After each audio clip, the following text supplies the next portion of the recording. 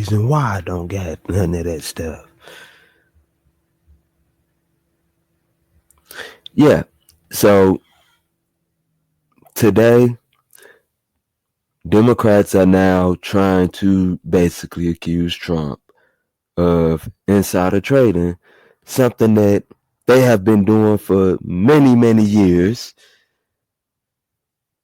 and nobody has said nothing until now.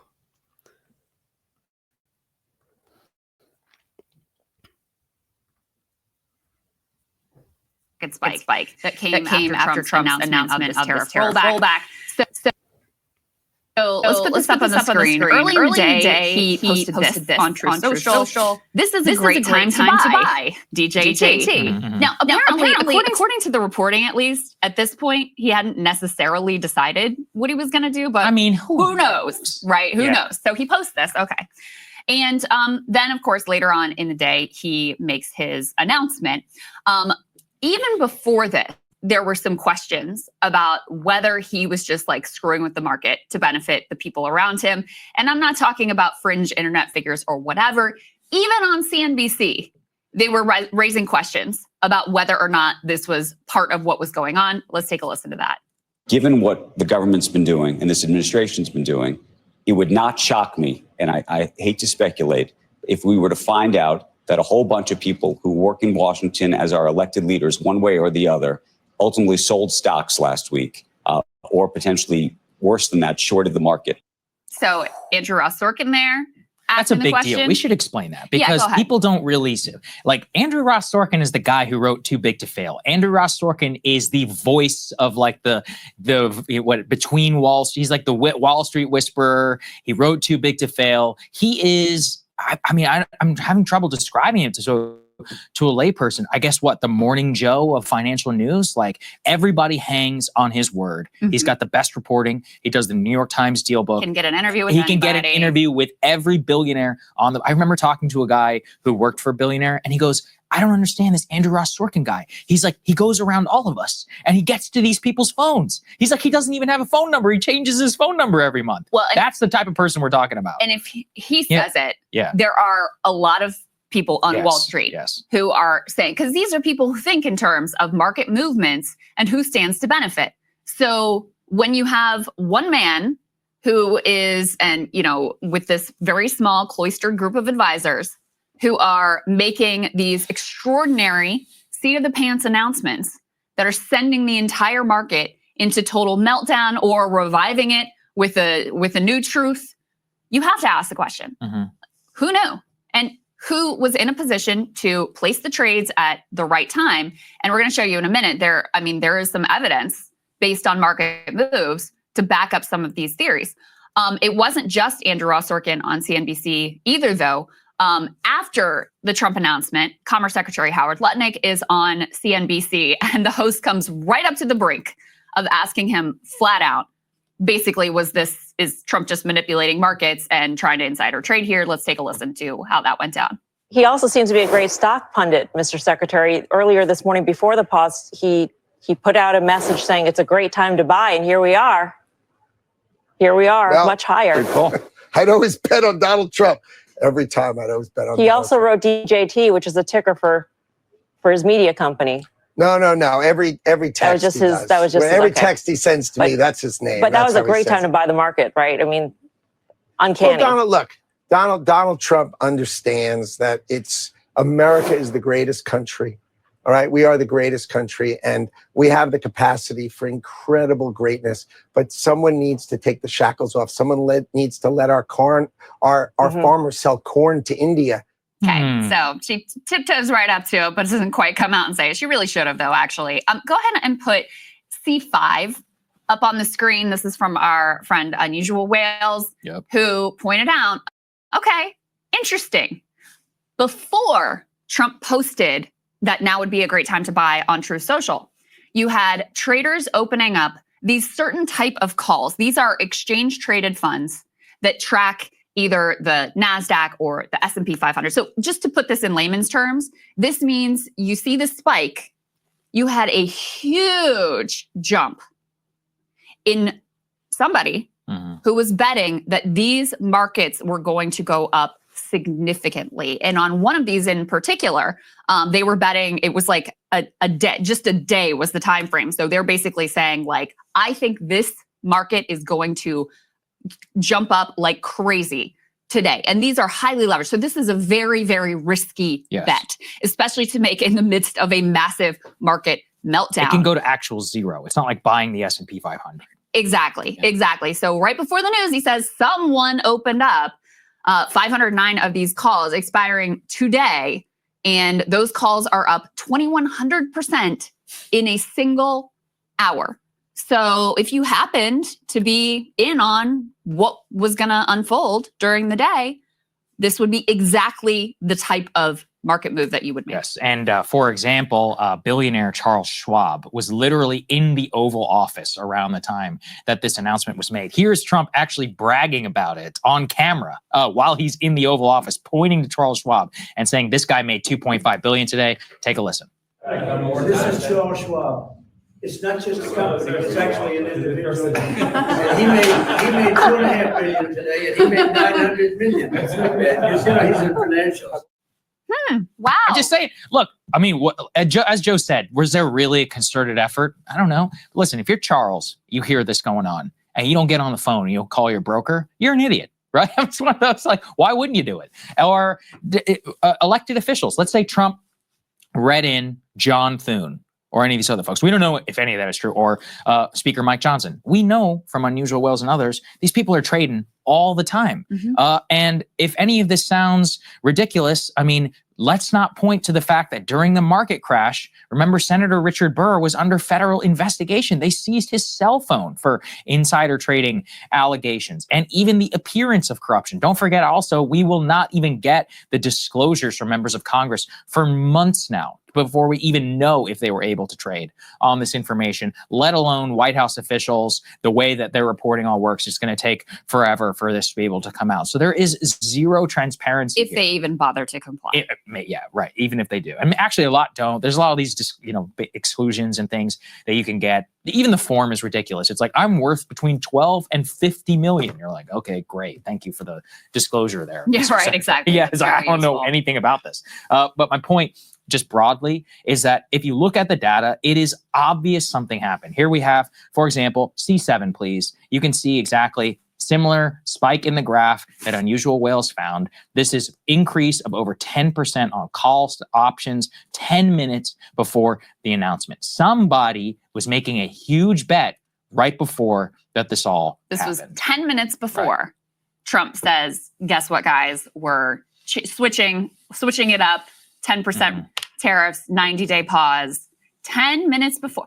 That person, they just must be a market genius, Sagar. Maybe, yeah. Market Look, it's genius. Theoretically possible. Like, they were like, oh, I really think Trump is going to make a big move today. It's the middle of the day, right around. I'm like, yeah, I don't know. No, nobody's got really that.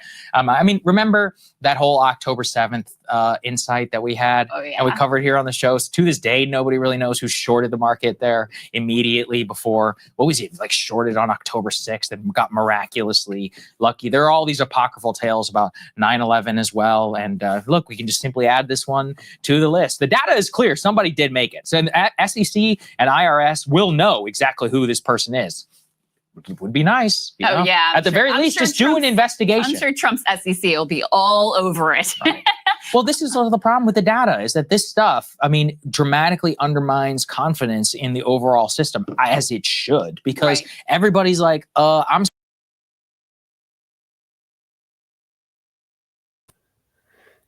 Yo, honestly, anybody that's not in on this is an ass crack. And I'm mad that my ass can't afford to buy any stocks right now. Damn. I'm mad as hell that I can't afford to buy any stocks right now. Because I don't really think it's insider trading when you sitting there posting the actual information and telling everybody it's a good time to buy. Now, see, my perspective of insider trading is basically when you sharing information that the rest of the world doesn't know about.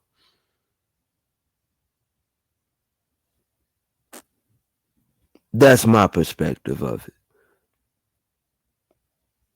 But why is everybody, why the eyebrows are raising right now when the eyebrows were not raised almost 10 years ago when Paul Pelosi and Nancy Pelosi was doing the same thing for many, many years? That I never get. So now the unhinged lunatics want to come out and accuse Trump of insider trading when they had no problems with Paul Pelosi and Nancy Pelosi doing it while they were in power. This just goes to show you how hypocritical this party is. I'm sitting at home, like let's say you're one of the, Joe just stood up for the stockholder and you're just like average Joe, like Joe, and you're at home and you're watching CNBC and you're just sitting there panicking or thinking, and I read a horrible article in the Wall Street Journal, and this is a good example of how stock crashes can be very impactful, of people who have mandatory withdrawals for their children's 529 plans. Right. These are people who have responsibly saved and whose kid must go to college in the fall. And they're like, yeah, now it's down 20% and I may need to take out a loan. That's horrible, you know? And yes, they've been investing over an 18-year period. They've definitely made a killing on the first half. But what about the last couple of years that they put their money in, or maybe the money in that they just put in now? They've actually taken a net loss, you know, on that. That is exactly the type of thing, behavior, savings, and all that otherwise, where there are real consequences, not to even mention all the retirees who have mandatory withdrawals from their 401ks right now. That's right. Well, think about it this way. So yesterday was the largest gain, I believe, in history for billionaires, just like astronomical amounts of money made. You mean from law? I guess technically. But, yes. I mean, we're still down 12% Single day from gain. the all-time okay. low, but yeah. But if you were in a position to know that this news was coming out and you were in a position to make those moves, if you're like, you know, a union with a pension fund that you're running, you aren't on the inside. No. And you're talking about that is to benefit ordinary working class people. So you are still down, right? Some people were in a position to make a killing. Apparently, Charles Schwab made billions of dollars yesterday. That is a direct upward transfer of wealth from retail, from pensions, from, you know, all of these groups that, you know, are just sort of like normal, regular people. What is it? 60% of Americans have some exposure to the stock market. That's right. So that's why these stories really matter. I mean, when we think about, we covered so much of the insider trading allegations with Congress, Nancy Pelosi and all of these people. And she would be in a position to benefit from the knowledge that she has of what Congress is up to and what particular companies stand to benefit. That is much more indirect, frankly, than, I mean, vastly more indirect than Trump literally being able to truth out a total new global trading regime. And Lord knows these people have no scruples. I mean, Trump did a pump and dump with his shitcoin and his wife's shitcoin. Like, they're not ethical people. They are happy to cash in to their benefit. He certainly is, when, you know, he has knowledge that can benefit him. So frankly, I'd be shocked. The big question is whether that's the whole purpose of what they're up to here. And, you know, some people are looking at this and are like, I can't really divine any other purpose that makes any sense here. So it is possible that the whole point is just a sort of like global economic wide pump and dump. And if that is the goal, well, so far they've been phenomenally successful for that.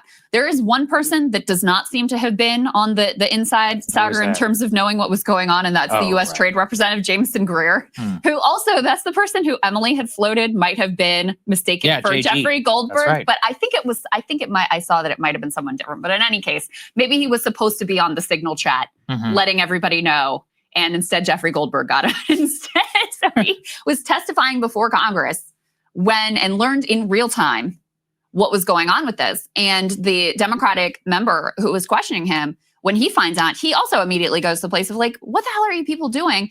You're the U.S. trade rep. How do you not know what's going on? And who does? And what billionaire is standing to benefit here? Let's take a listen to how that went. Dad, this is C4, guys. Let's go ahead and play that. Are you aware that the tariffs have been paused? I am, yes. When were you made aware of that?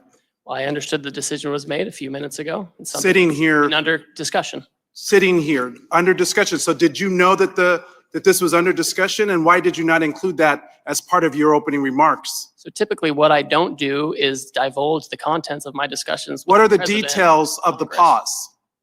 Well, my understanding is that because so many countries have decided not to retaliate, we're going to have about 90 days. No, excuse me? China increased their tariffs on the United States. Trump blinked. What's the blink, sir? What do you know about this pause? What are the details?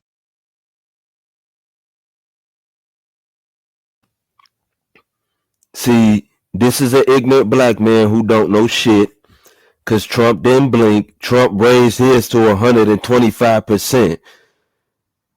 And because the other countries did not retaliate, he reduced their tariffs to 10% because they did not retaliate.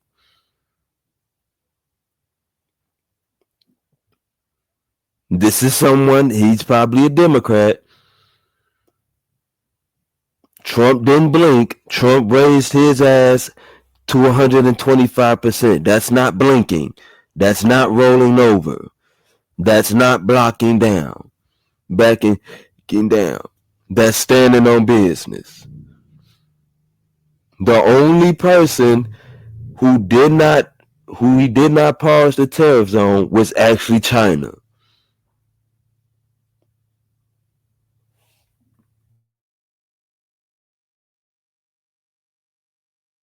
Details of it.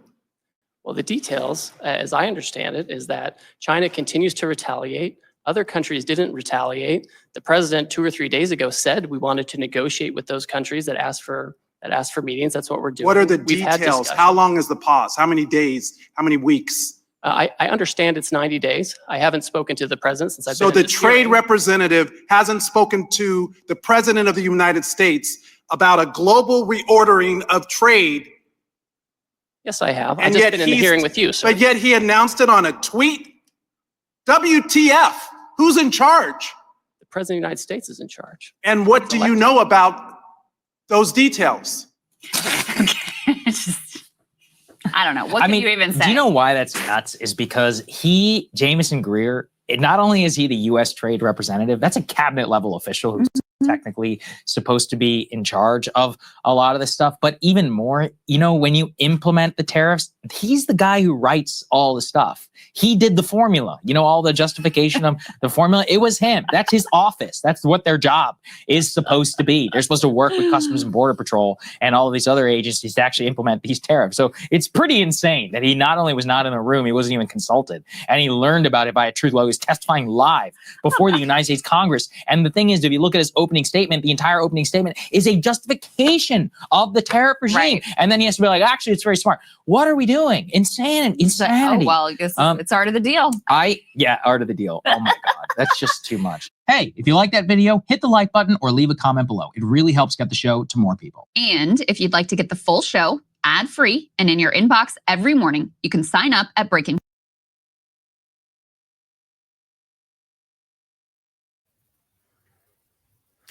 Now watching we go to the next video, Democrats are trying to unveil a bill that will take away Trump's tariff power, which ain't gonna work. BreakingPoints.com. That's right. Get the full show. Help support the future of independent media at BreakingPoints.com.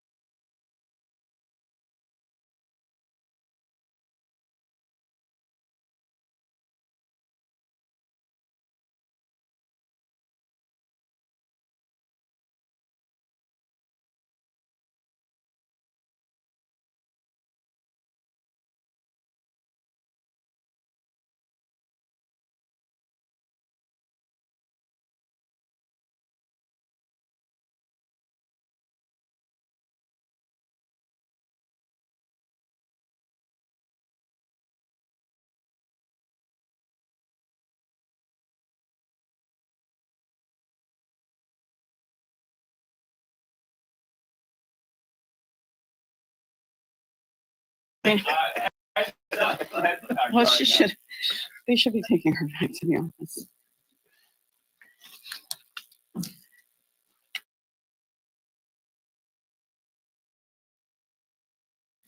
All right, I got everybody?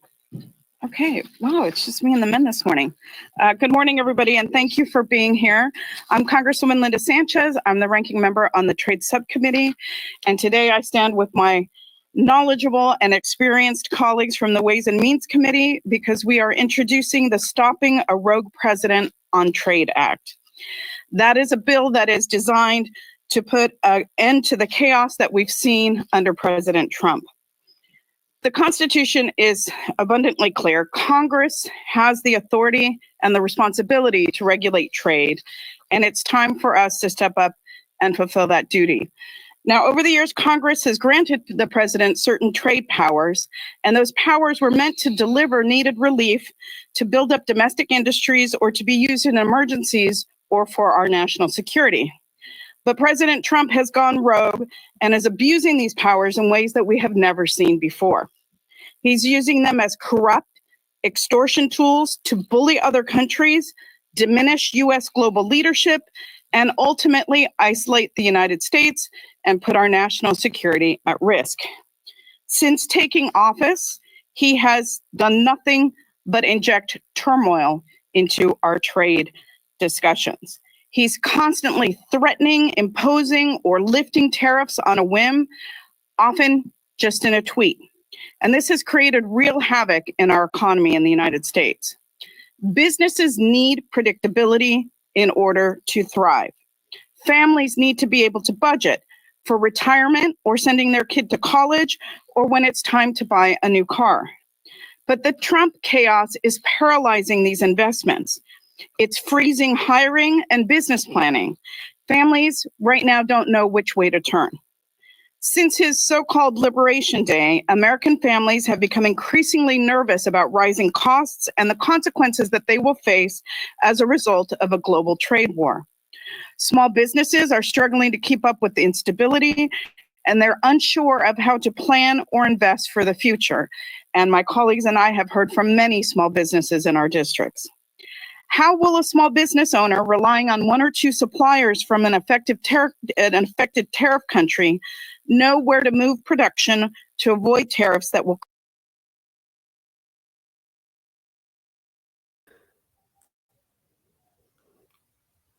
You know what would have been the smartest thing for Trump to do is if he would have turned around and posted on Truth Social, "Hey, to all my small business owners, now is a good time to buy stock.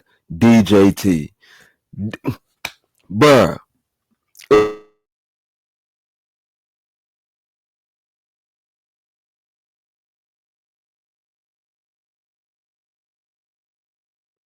Imagine if Trump would have went on Truth Social and told all the small business owners of America to now buy into the stock market right before he pauses the tariffs. Would nobody be saying a goddamn thing right now? Because you want to know why? They would have been making hella money. Imagine if Trump would have came out on Truth Social and X and said to all my small business owners of America, now is a good time to buy. They would not be doing this at all.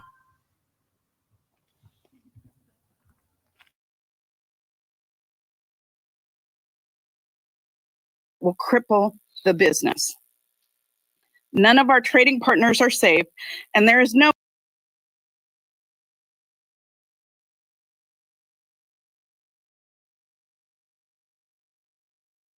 about what may come next. I cannot underscore this enough. Trump's trade agenda, including the latest tariff policy, has all been done behind closed doors. And it makes one wonder, what is there to hide? Backroom deals are corrupt and they are anti-democratic. He is tanking America's global leadership, which will take decades to repair, all while upending the stability that American businesses rely on. There's no seeming end to the chaos and lack of predictability coming from this administration. And I think the best example of that was what happened yesterday when the Ways and Means Committee had USTR Greer in front of the committee. In the middle of the hearing with Trade Representative Greer, President Trump posted on Truth Social that he was pausing tariffs for 90 days. His own trade representative was caught completely off guard right in the middle of a congressional hearing. So who is advising the president on trade if it's not the U.S. Trade Representative confirmed by Congress to do that very task? Who is the president listening to? Why is he making these decisions without consulting Congress, the people's house? I'm also extremely concerned about market manipulation.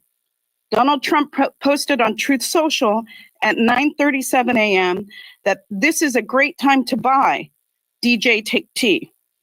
3.5 hours later, he announced that he would pause the tariffs, causing the stock market to go haywire. It's hard to imagine on its face that the president didn't break myriad laws with those tweets. Meanwhile, the president's new chief ethics officer is on the Hill trying to defend the president's tariffs and getting pantsed by the president in front of the entire country on TV. Our bill would once and for all bring order and stability to this mess. The bill does three principal things. First, it ends the global tariffs that President Trump imposed on April 2nd permanently, not just for a to-be-seen 90-day pause. These include the baseline 10% tariff on all countries and the massive tariff hikes on nearly 60 trading partners, all of which was based on a bogus and made-up formula. Instead, our bill would permanently return most tariff rates to where they were before this tariff spree. Trump's 90-day pause is not enough to provide businesses with the certainty that they need in order to plan for the future. Second, the bill eliminates the tariffs that were imposed on Mexico and Canada. The USMCA, an agreement which Congress authorized, provides mechanisms to address trade disputes that we have with our closest neighbors. There is also the upcoming review of USMCA in which we can determine whether or not we need to renegotiate certain terms of that agreement. The irony is that President Trump has an issue with the trade imbalances generated by that agreement, but he should take it up with the president who negotiated that bill, which is himself. Finally, our bill requires congressional approval for any new tariffs. As has been made all too clear recently, tariffs are too important to be left by the whims of any one person, especially when they can impact a large swath of American families and businesses. Congress must have a say in any decision that has such a substantive effect on the American people. The bottom line is simple. Congress has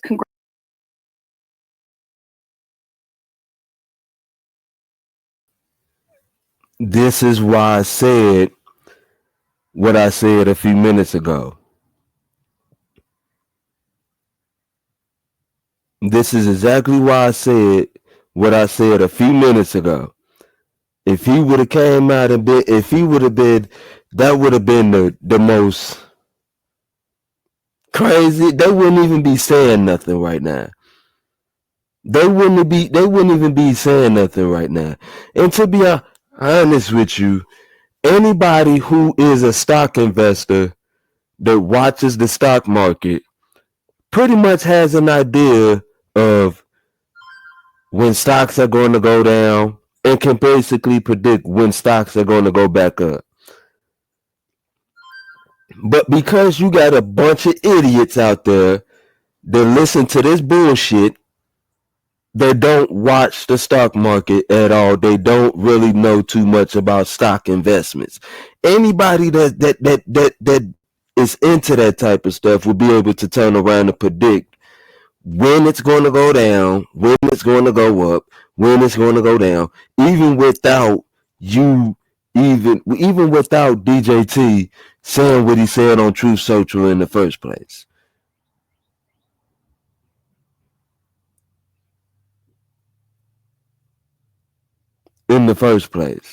watching the stock market, and if you are pretty much an expert at watching the stock market, you know, and you have the knowledge. You know, and you have the knowledge. But most people do not do that. Most people don't do that. They listen to these non-economical, ideological people like these people who 9 times out of 10 probably don't even know anything about the stock market that much at all. Because coming from listen, this coming from a person that used to turn around and get into stuff like that, and I'm gonna get right back into it as soon as I get back on my paper trail.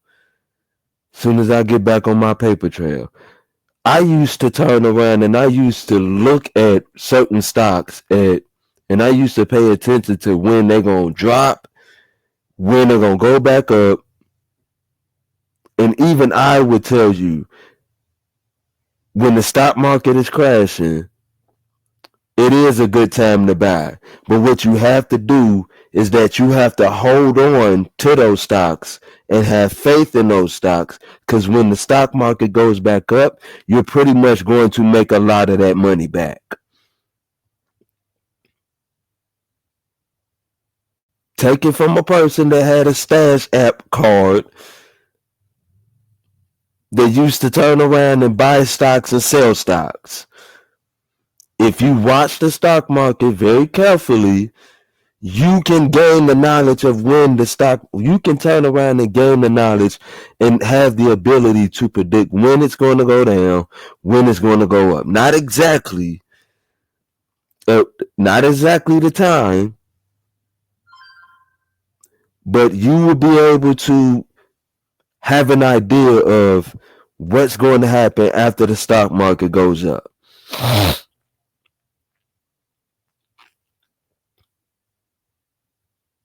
And I bet you Nancy Pelosi and all of them that's been known for insider trading can tell you the same info. These people are hypocritical. They ass backwards. Because nobody has a problem with this until Trump did it.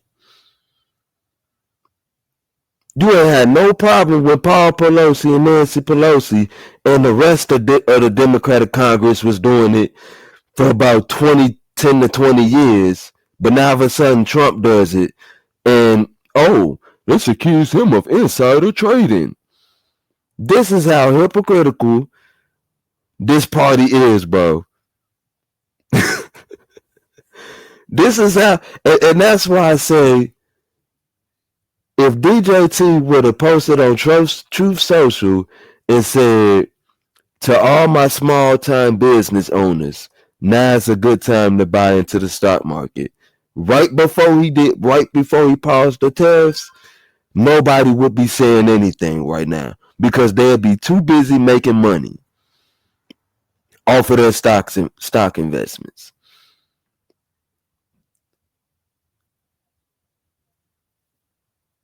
Nobody would be making any type of noise. You wouldn't hear AOC out there calling for a demand to ban Congress from stock trading. You wouldn't heard none of this. But this is basically Trump derangement syndrome.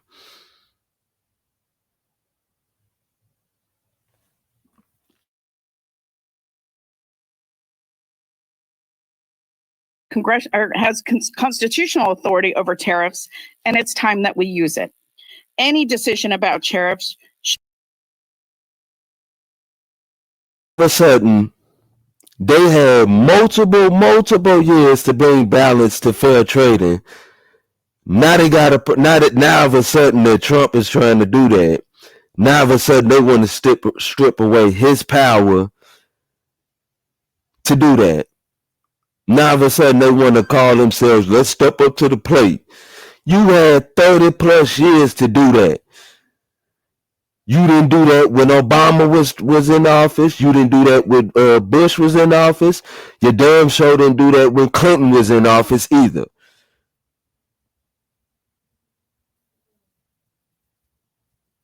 Hell, Clinton was the one that sold half of the manufacturing jobs over to China in the first place.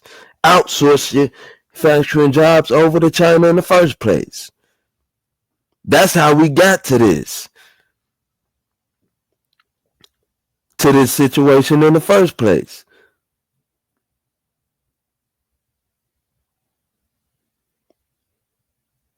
But again, this is what Trump derangement syndrome does. It turns you into a hypocrite. It reveals your true colors. And again, this is just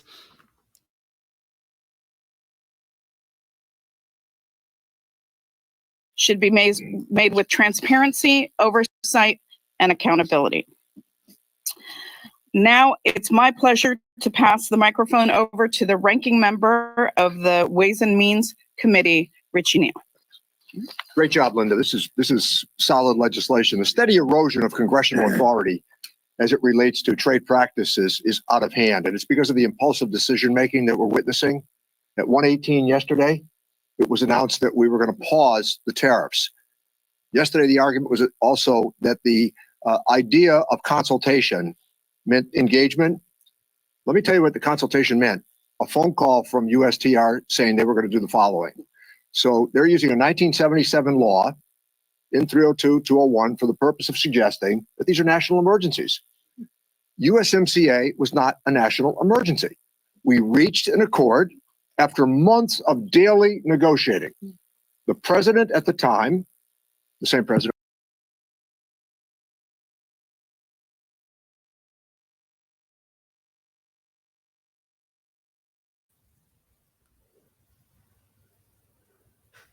but sir, you and your members and the members of Congress had 30 to 40 years to step up, and you didn't do it. That's what led us to this problem right now.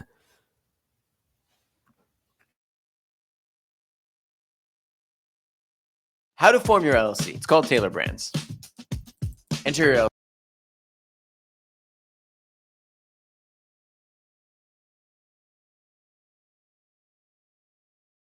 the same president we have now, suggested that it was the best trade deal in history. A week ago, it's the worst trade deal in history. All an excuse to suggest that one person using tweets can put together policy. So I got to tell you, I've seen a lot over my years here, but yesterday's performance, where the entire office of the USTR is not informed of what's coming, USMCA was a good agreement. These agreements over many, many years, you have a chance to review, as Linda said. So next year, we're supposed to review USMCA. That's the appropriate time to make the changes in deliberations. In Canada, I met with Prime Minister Trudeau. We negotiated. In Mexico, I met with President Lopez Obrador. We negotiated.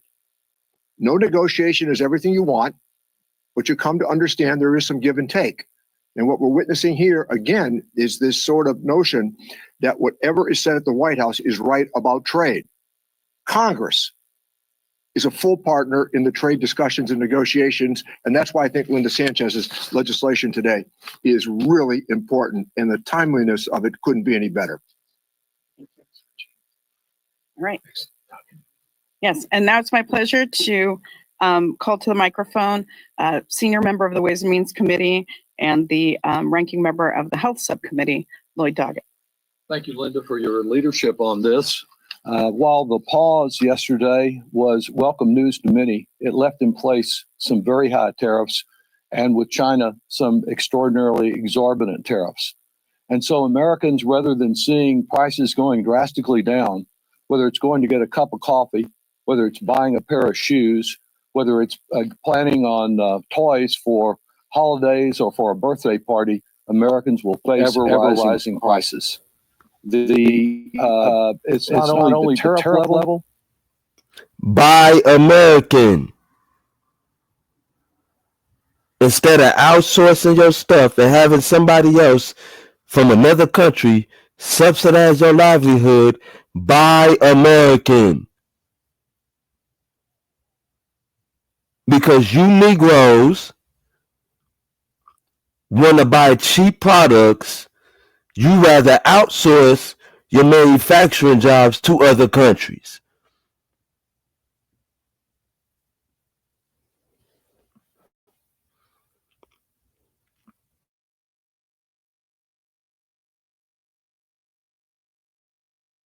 But it is the uncertainty around a whimsical president.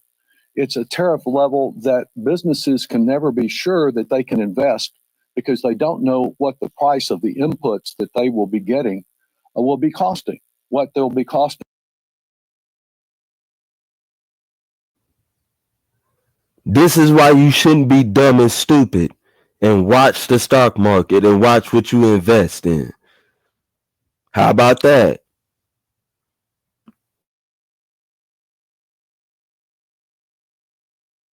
Next week, next month, or this afternoon. And that's not a way to move forward. It's one of the reasons that when I surveyed or asked the Austin Regional Manufacturers Association in my hometown to survey their members, they reported that almost half their members will be reducing hiring as a result of this. So this has ramifications throughout our economy. It's the reason that I think that President Trump is kind of a one-man crusade for a recession, because his policies mean higher prices, less employment, and less business investment. And I think Congresswoman Sanchez's bill seeks to stop the madness.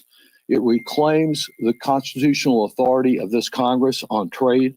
It repeals the false national emergency that the president used, particularly outrageous relative to our northern partner and longtime ally, where more fentanyl is going from the U.S. to Canada than is coming from Canada into the U.S. It puts a stop to the kind of effort that has been made against some of our closest allies, the United Kingdom, Australia, with whom we have a free trade agreement. And yet these tariffs were imposed on them despite the fact that we have not a deficit, but a surplus in trade with them already. Just before these tariffs were announced, I visited with the economics minister of one of countries that we've had.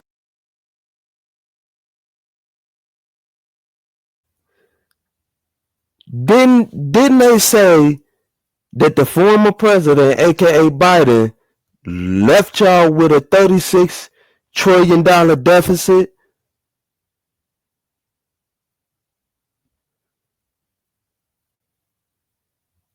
I could have sworn that's what. Nah, man. We've had a long time, strong relationship with. That minister came here to Washington, met with some of the same USTR members that with the administration that didn't know what was going on yesterday, and asked essentially, what can we do to avoid a trade war with you? What steps can we take? And that person was told absolutely nothing, because President Trump is intent on tariffs for all. Just don't complain. Well, we have plenty of reason as Americans to complain now. Normally, you negotiate before a war, not after it. And I'm pleased that Congresswoman Sanchez, is our leader on the Trade Subcommittee, is taking this step, and pleased to join her. And welcome a great leader on our committee and in our caucus who spoke so effectively yesterday on these trade matters, Susan Delbeni.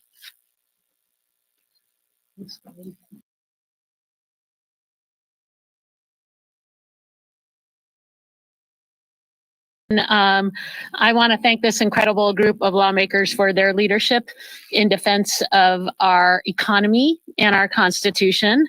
We're here today united behind this legislation that once again makes it very, very clear that the president has to come to Congress before imposing sweeping tariffs. And let's be clear, what he's done is sweeping. He can't pretend to be king and on a whim issue sweeping tariffs, jack up the costs on millions of families, and risk sending our economy into recession. And Trump and Republicans promised to lower prices for families on day one. And that's a broken promise, and they're breaking it over and over again. They making prices rise for families and making it unaffordable. For too long, we've seen Congress not stand up for its role on trade and tariff authorities. And we're seeing the extreme consequences from this president. An erratic, unchecked presidents putting tariffs on.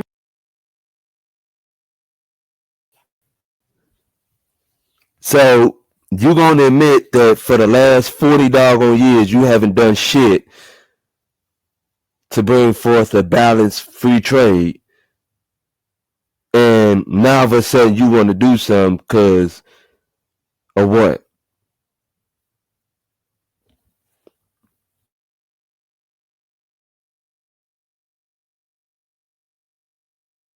One minute, taking away on the other, providing uncertainty over and over again. And we know businesses, families hate uncertainty. I heard from a business in my district, they said they're being tariffed out of business. And what he meant was it was the tariffs, but it was the uncertainty.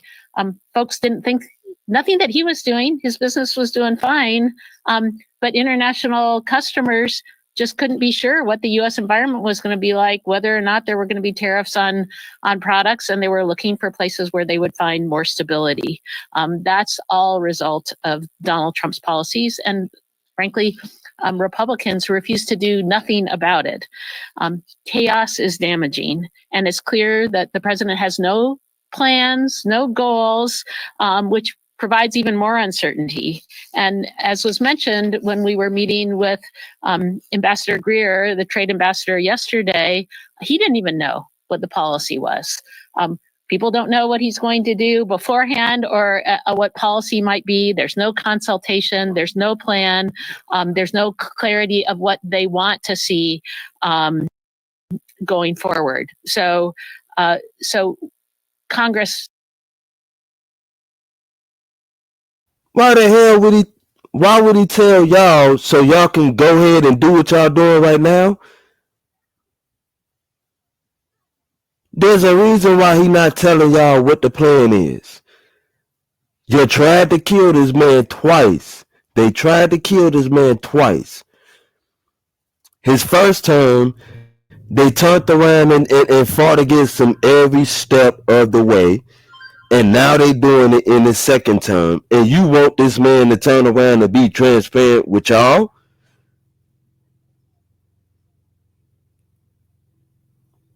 Yeah, see, these people ain't doing nothing but being hypocritical. Because they had 30, 40 years to turn around and bring forth a more balanced trade agreements with other countries. And they haven't done it. If you go, even if you go overseas, and even if you turn around and you look up the news on what's happening overseas, you got certain countries that don't even buy or allow American food to be sold there. Or even for some countries, have basically restrictions on American products. Meanwhile, when their products come over here, we have no restrictions on them whatsoever.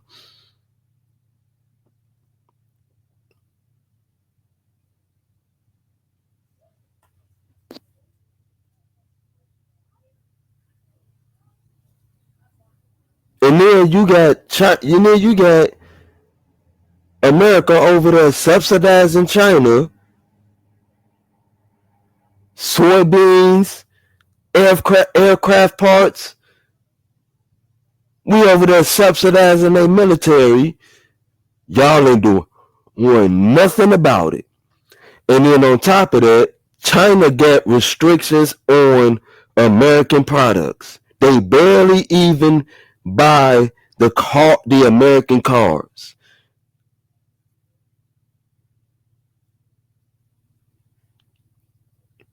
They barely even drive and buy American cars.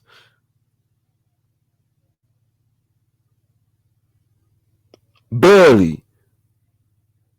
They have so many restrictions on American products, but now all of a sudden we the bad guy for doing the same thing that they've been doing to us for 40 to 50 some years, since the freaking 80s and the 90s.